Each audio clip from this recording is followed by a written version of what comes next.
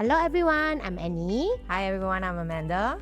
Today we'll be covering on Lentor Gardens. And I'm very happy today with me. I not only just have Amanda, but Amanda is a bit different because she is already a current owner in the Lentor collection area. So coming from a point of view as homeowner, I understand the key concerns that some of us will have in terms of our exit strategy, what is the best price to enter, or even moving forward when we exit, will there be any rental yield? How is our profitability like? So today we will dive in to the numbers. Touching on today's content, we will be running through a little bit about the project information in terms of oversupply in Lentor. So this is one of the key concerns that a lot of us will have as a homeowner because today there are so many plots there. Land prices in the Lentor collection, in terms of our rental yield, our profitability, what are the numbers looking like? Will it be good or is it too low? And finally, most importantly, will be our walkaway price. So what is a good number to walk away from? How do we even determine what is the right PSF to enter? A little bit about the project information. Lentor Gardens Residences, developer will be Kingsford. Our estimated TOP date will be about 2030, maybe slightly earlier. Total number of units, 499, inclusive of 3 shops. So our 2-bed to 4-bed, 2-bedroom consists of 50%, the other 50 will be 3 and 4, which also includes a 3-unit of strata terrace. Of course, car park lot, 80% allocation. Nice, huh? Have been a while we didn't see strata houses around. Actually, this is the first project in Lentor that has actually 3. The last time we have strata houses were like Riverfront Residences, Affinity. Oh, Normanton also have. So Kingsford, not first time that they are having strata houses. But only 3 units. It's like a handful of it only. Got money also, don't know can buy enough. So we have to see how it goes after lah. Moving forward, where Lentor Gardens Residences is, we are here. So in terms of the sequence, for us to better understand what has been launched, where are the other 6 plots, I'm just going to run through a little bit here. Lentor Modern, that's the first one. Lentor Hills Residences, second. Moving forward with Hillock Green, and then Lentoria over here. Lentor Mansion, last year. Lentor Central Residences have just launched. So what we need to know here, Lentor Mansion and Lentor Central Residences will be the 2 harmonized plots. The rest are not harmonized. So site plan, we have 3 blocks, 74, 76, 78. These are 16 stories. Block 66, 3-bedroom compact. These will be 8 stories and this will be your 3 strata landed houses. We are full-fledged facility. Condo facilities will also be at your Sky Terrace at the 9th story of the 3 blocks where the 16 stories are at. The Lentor side, majority have a sky garden in the center. So there will be very good views, 2 loading, 1 in the front and 1 at the back. Typically, that is a basic overview of the project and what we are expecting. But I think more importantly, as a buyer, Amanda, today if I am still someone in the market, I'm looking for investment, I'm looking for homestay with a good capital appreciation in future. Right. Of course, I'll consider Lentor because of the land price is low. That means I'm getting more affordable entry price tags. But however, honestly, looking at Lentor Garden Residences is don't know after how many thousand units, basically is quite worrying. So, do you have something to share with us? Because as an owner, I believe before you even buy yours, you would have already know what is going on and what are the numbers that you are looking at. I also worry about the oversupply. Maybe today we can touch on a little bit about the numbers so we can better understand what's actually going on. So total number of the supply now in 6 plots of Lentor is actually 2,954. So what is important for us to actually also understand is when are they launched so we can determine when is the SSD period. Only 2,956 meh? I thought it's don't know how many thousand units already. 2,954 total. So this is excluding what is upcoming, is it? Yes, correct. I see. So these are the one that is launched from day 1 all the way till now that people are already able to buy. Actually, do you know, out of 2,954, make a guess how many units are left today? I don't know. 26 only. Huh? 26? 26? Oh, that means it's very high acceptance rate. Because what I see here is consecutive launches back to back. And if I really run the time frame, it's probably only about 2 to 3 years. 2 to 3 years. And the take-up rate is so strong. So very strong. So earlier on, we touched on the supply. Total current supply, we have 2,954. But moving forward, after Lentor Gardens has launched, and after the next plot that has already been bidded, which is going to be beside Lentor Modern, the total number of units is actually 4,033. So I believe this is a crucial number that is quite worrying. Do you think this is a lot of units? Actually, Yes, it is. So let's say I have 4,000 neighbors who are competing to rent out together with me, competing to sell. If let's say my goal is within a specific period of time, I have certain planning and pathway, then this number is very worrying. Correct. So I think the key thing that we want to really understand today is this thing called SSD, Seller Stamp Duty. Yep. So why is it important for us to know? Because of all of these 8 plots, Annie, do you think that everybody will sell at the same time? No, definitely no. But if we have so many thousands of units, I don't need everybody I need 50% that is selling at the same time, then it's very It's quite scary. jialat, 2,000. Correct. So moving forward, what we want to understand is between Lentor Garden Residences and the last launch, which is Lentor Central Residences. When did the SSD start? SSD from Lentor Central is March 2028. Lentor Gardens Residences, 2030. So actually, Annie, what is the time gap that we see from 2028 to 2030? It's about 2.5 years, ma. So in between these 2.5 years, actually, can I say those investors or whoever who bought Lentor Central who is looking to exit would have already exited? They are already in the first batch of competition already. So what we want to understand here is actually who is our real competition. So let's say if majority of the investors at Lentor Central Residences have already exited within this 2.5 years time frame, who is our real competition? So we will touch on that next. So Lentor Gardens, we want to understand how many units? 499. However, Lentor Central, the next plot, 8th plot, which will likely be launched around next year. It's a total of 580 units and it's already confirmed. Both with 4 years SSD. So the total number of units with these 2 projects is actually 1,000 over units. So is this really an oversupply, Annie? So probably I will be more in a bullish race towards the next batch. I think that one would be a key concern that we can take a look at also. I see. So moving forward in terms of the land prices, Basically, I was looking through some numbers which I also really want to understand in terms of price strategy, in terms of developer buying into the land and their launching prices. So thank you for sharing, Amanda. I actually also pull out some of the research to be done in terms of the land prices, the transaction that has been done in Lentor area. And I do want to understand whether coming in for Lentor Residences, is it still an opportunity or is it I'm overpaying above the rest that I have done? So over here is a summary of where are all the prices, including developers' land price. So arrange in the sequence 1 to 6, meaning just now according to Amanda's flow is the same flow, and then the 7 to 8 is the upcoming one. Over here, right, Amanda, what I see very prominently is despite all the land prices that has been done by the 6 developers, every year as a buyer, I actually get a renewed opportunity to come in. So you see here, Lentor Modern launch first ma. So let's say by the time I'm ready, I miss the launch, and then I come in, I can never get the sweet spot like this type of first batch of pricing, like below $2,000 already ma. But however, I just need to wait a while, and then I get to buy in again, starting from 1,007 plus, and all the way until Lentor Mansion, even though it's the first harmonized, I also still see the renewed opportunity to come in at a lower price range again. So now that just now you also mentioned like Lentor Garden, then after that, next year also, there will be Lentor Central coming in. I pull out their land prices and I realized this time round is a little bit different because ever since Lentor Mansion came in, there is like a knee-jerk effect. This is across Singapore. First harmonized always get the knee-jerk effect that you get a lower land price. Then Lentor Central, then Lentor Garden, it ends here. Because the next thing I'm seeing, Lentor Central actually have a 1,278. And that is quite a big difference.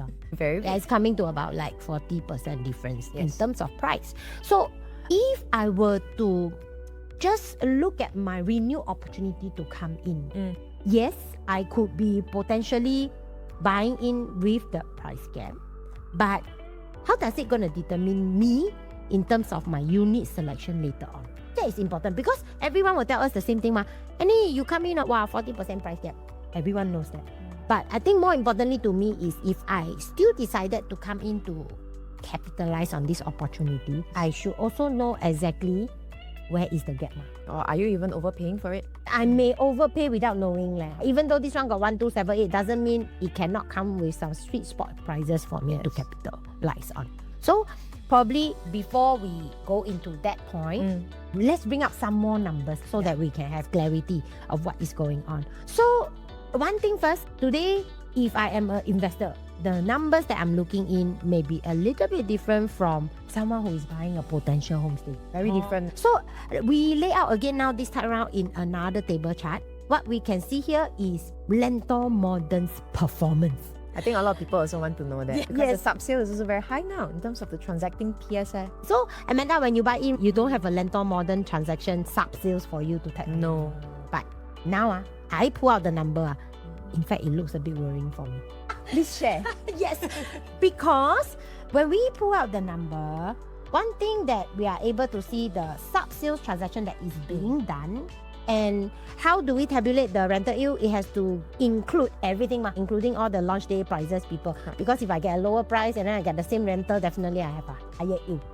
So let's not just massage the data and give you one or two. We just do the overall. When I look at this overall profitability, I do see a range that is very big, number one. But I see a higher point of about $500,000. So later we will draw in a bit more. And then the rental yield is a bit alarming. Actually, do you consider this high or low, Annie? For you? To me, if I were to hold on an average of 3% rental yield in the property, very straightforward, I will look at selling. Because if I can sell and I can let my capital work harder for me, probably is a better choice for me. So over here, I went to research a bit more. So Amanda, while we were researching together, what we are able to see are sharp comparison that sometimes it's never both sides of the world. It's not easy lah. Cannot say the market don't have, but it's a little bit difficult. It's like back in 2020, at that point of time was like, I remember was like the COVID period, then just start to like stabilize down. That point of time, property prices is Scary leh. quite scary because of the macroeconomic factor also.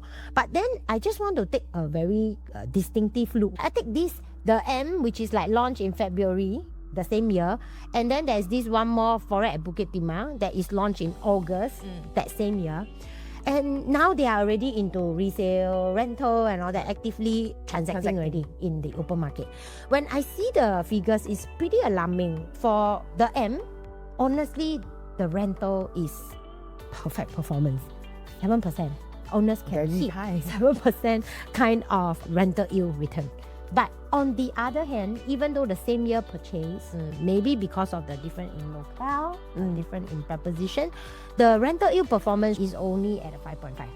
So same thing, normal people would think if I can get a good rental yield, I'm in a good location like the M, which is like Bugis, by right I should also make good money. But the statistic shows that the capital appreciation for the M is highest, I repeat myself, at this point of time, annualized at only 3%.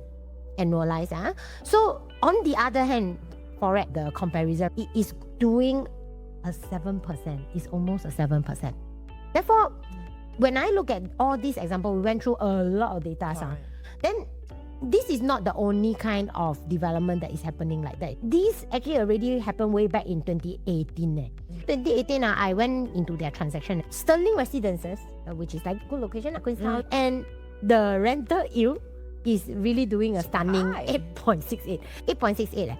On the other hand, Whistler Grand, which is like on the other west side, so further west, you see the transaction here for rental is only about 6.7. But then this Whistler Grand also characteristic is very different from Sterling. But then the capital appreciation actually hit up to 10. So actually it doesn't mean that my rental yield is high, I will actually earn more money leh. So how do I actually determine what is the right one?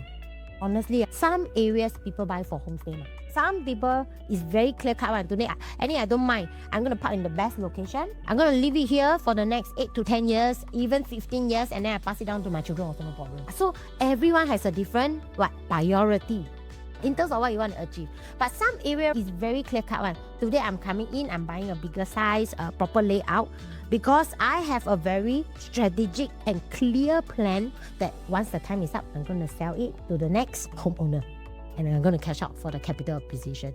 So today what is important is not just about the project, the location, the upcoming transformation, no, but it's really about what is your personal goals. Why are we buying this? Yes. your personal goals. What do you want to achieve for this next property purchase? How long is your intended holding period? And if, let's say, the market do not move as well, what is your expectation during this holding period? This is very important. And everyone is different. Like Amanda, yours and mine can be like vastly different. And every day on the ground, we meet so many clients. I can tell you, everyone is different. So there's no one size fits all. If you all do need help to run through again in terms of your personal planning, where are your finances standing at now, and your age also play a part. Feel free, you can scan our QR code, you can reach out to us. Both of us will be able to give you clarity in terms of in terms of what people are doing on the ground, what are the different expectations you are looking forward to, and what suits you the best. You can decide from there. Let's move on. So I feel most importantly, we need to understand what is our walkaway price for this current project. Because in terms of the numbers wise, we look at on the ground how the numbers are going in terms of PSF. There will be a certain cut-off point that we feel that is important. When it reaches there, we don't want to let our emotions take over. Because you and I have been in launches so much, we understand during the launch, buyers may have a tendency to make certain wrong decisions. Yes. Emotional decision. They just like lowers their purchase. I ever meet a client that come in and tell me that the lowest PSF is going to make the biggest money, and they are not our clients now, but we know what is happening. They just go in and whack the lowest unit. But their plan is actually a semi-homestay investment, meaning they're going to stay in here for the next probably like 3 to 4 years until their children graduate from their education. Then that is where they will plan their next move. So when the intention is so clear like that, the walkaway price should not be lowest possible. I mean the strategy, like I won't say the walkaway price, the strategy should not be lowest possible. They are entitled for slightly better view, better floor, but at a gap that is still sweet spot for growth. I feel that one is very important. And our whole objective of our purchase also, holding period, because in terms of what is a good number, I feel it all boils down to the layout, in terms of factoring different other decisions that are important to us. So let's look at the numbers. How about we look at the numbers and then maybe you can share with me. I mean, we got different perspective so you can share with me yours and I can share with you mine Looking at the data over here, I just pull out like a quick 1 kilometer radius in the surrounding of Lentor Gardens Residences. You realize in this cluster is very cute one. It's either they are within the 10 years old or they are the super old. This cluster is very similar to like Ang Mo Kio there. It's like a very long while, no new supply come in.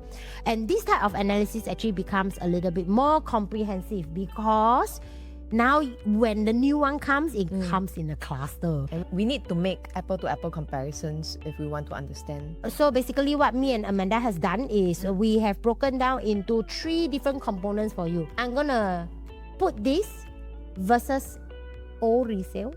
And then we're gonna put this versus what is the sub-sales acceptance level. And then finally, we're gonna compare new versus the new, which is very important. That one is apple-to-apple comparison already. Because in the next 6 to 10 years, they are your direct competitors. So moving to the resale 2-bedroom, what we want to show you guys will be panorama because we are taking projects that is within the vicinity of Lentor Gardens. Panorama, already 13 years old. We want to understand, averagely transacted PSF has already hit 1993. So this is a non-harmonized project, so when we are going to harmonize it, we take an average of 5%. Understandably, there are others probably using about 7 to 8% to calculate harmonization. It's normal Actually, harmonization come into play. There is a change of costing for the developer. And in terms of working out the PSF level, 5 to 8% range is what people are using. But we just want to be very truthful about the data. I don't want to pack it straight away back to 9% harmonization for you and then show you a higher steeper price. I think that is unfair. So we just want to stay as safe as possible. We just pack 5% and see what are the numbers. So for panorama, when we take the average PSF, we don't even want to take the highest that is transacted. We add in harmonization, you see the PSF comes up to 2093. So because panorama is also 13 years old, we want to understand if panorama is launched today, how much will the PSF be? So we top up the lease back. We top up the lease back for 99 years. The number you can see adds up to be 2004. Is this number okay for you actually when you see? 2004 is similar to the new price range now. Whatever that's transacting today. Resale 3-bedroom, same thing for Panorama, average 2130. We put in harmonization 22. Same thing, top up the lease, already 25.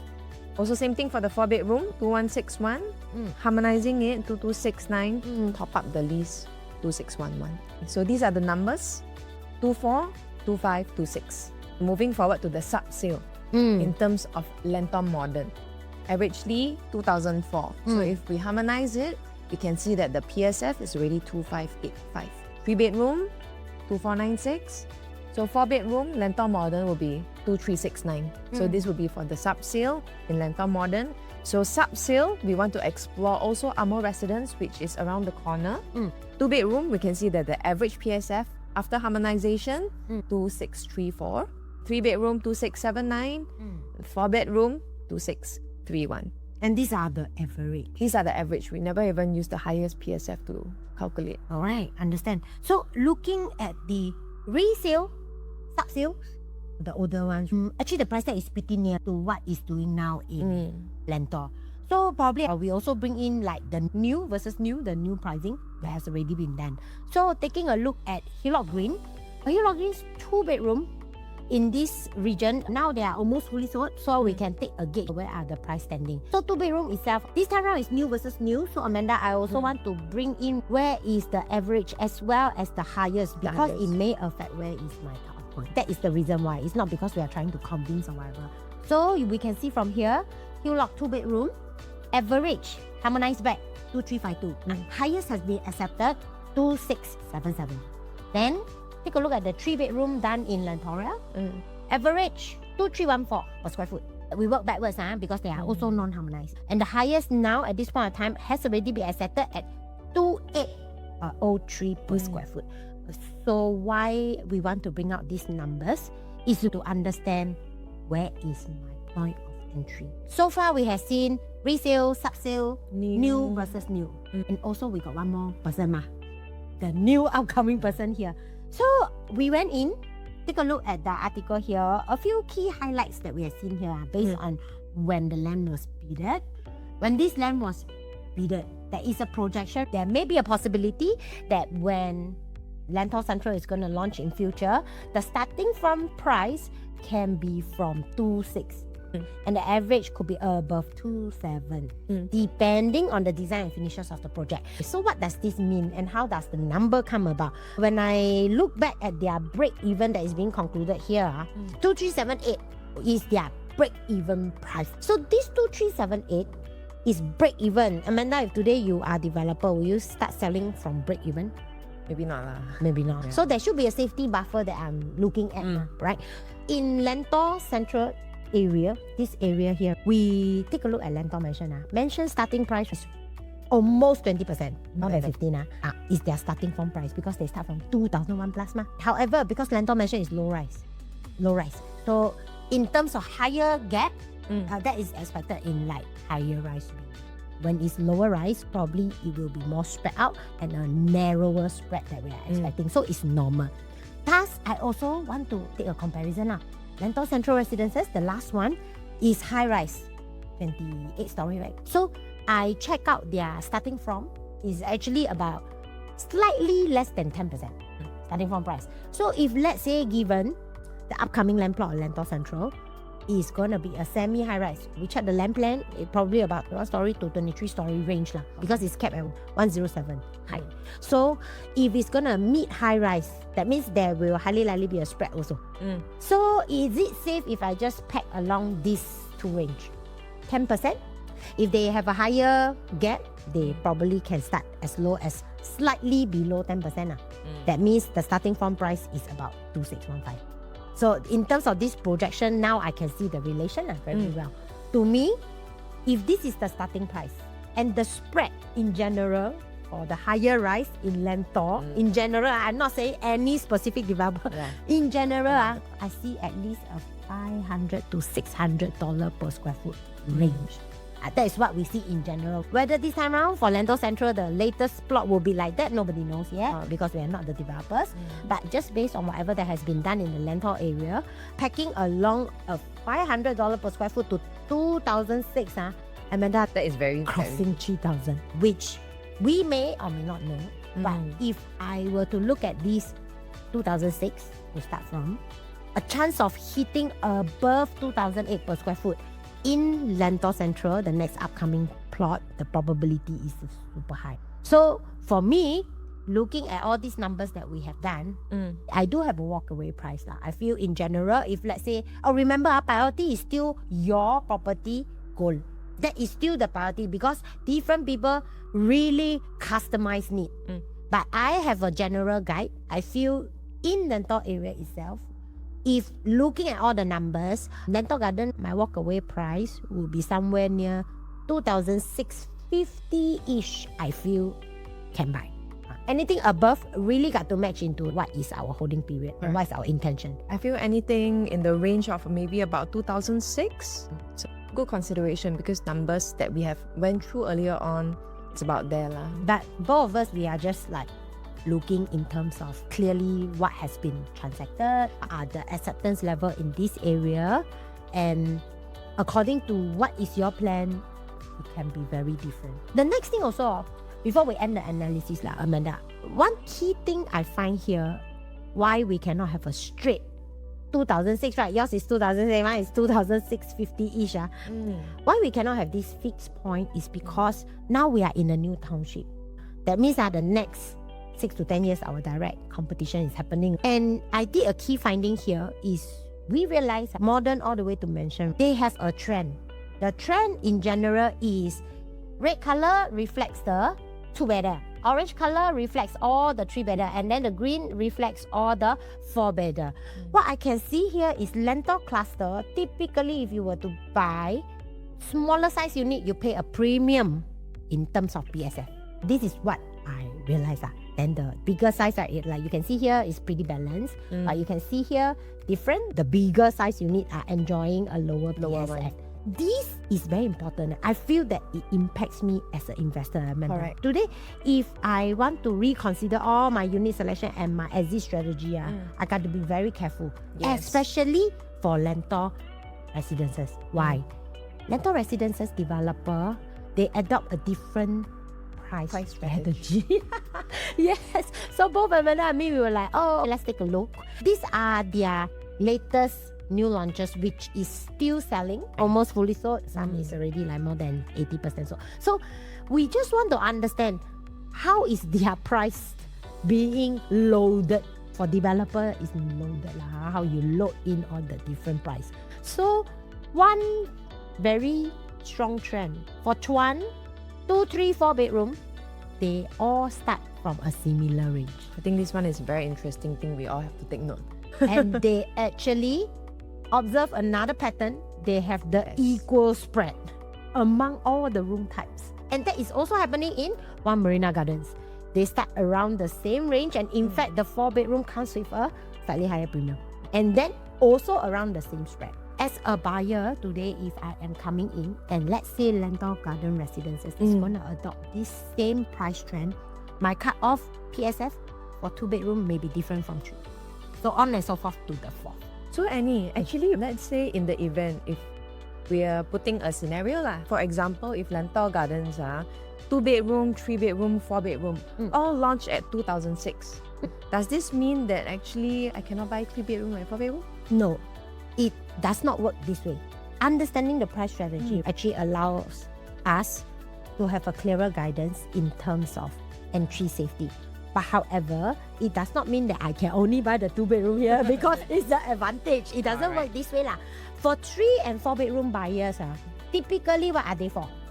Home or investment? Mostly for own stay. And the important part is here. Today, if I have the prudence to come in as a 3 or 4-bedroom investor, we still have to be very clear. In future, when we sell, our main group of buyer, they are home stayer.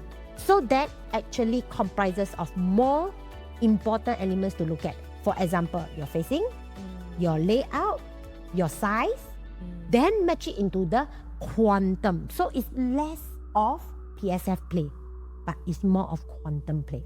That's how I look at the whole thing. I believe, Amanda, you also share the same feeling. So over here, it is very difficult inside a video that we have to bring all the different plannings into place because it's different for everybody already. and there is a lot of like important small details that we should talk about before even going to put in your check.